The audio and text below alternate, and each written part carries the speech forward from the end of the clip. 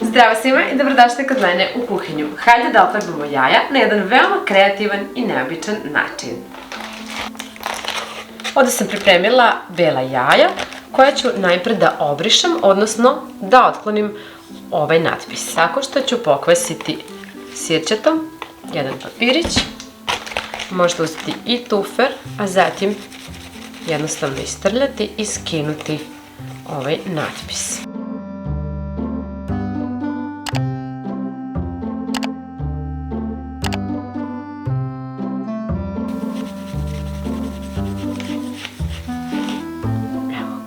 Zatim da stavimo jaja koja smo pripremili da farbamo.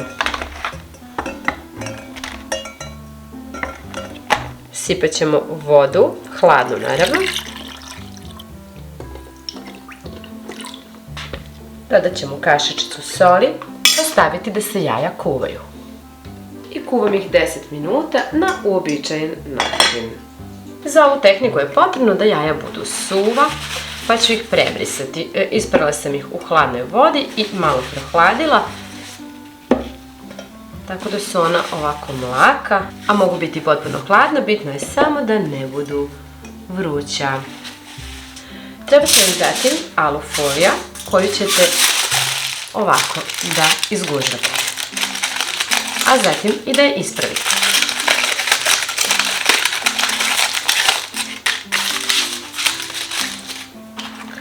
Za ovaj recept ću da koristim gel boje.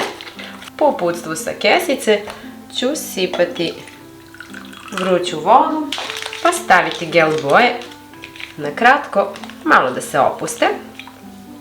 Ovako iskapljati na nekoliko mjesta.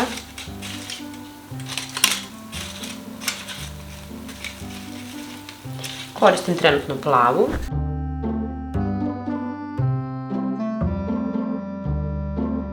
Inače, ovo sve možete da radite i sa ovako ovim jestivim bojama za kolače. Stavit ću sada jaje,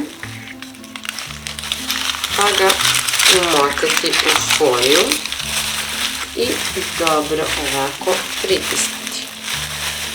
Samo pazite naravno da ne polomite jaje, pa ostavite da odstoji ovako. Ostavila sam da stoje, bukvalno nekih 3-4 minuta i sada ću da otvorim baš da vidim šta se ovdje dešava. Pogledajte koliko su zanimljiva jaja. Baš su zanimljiva. Sada ću da ih spustim da se osuši na papirni ubrus.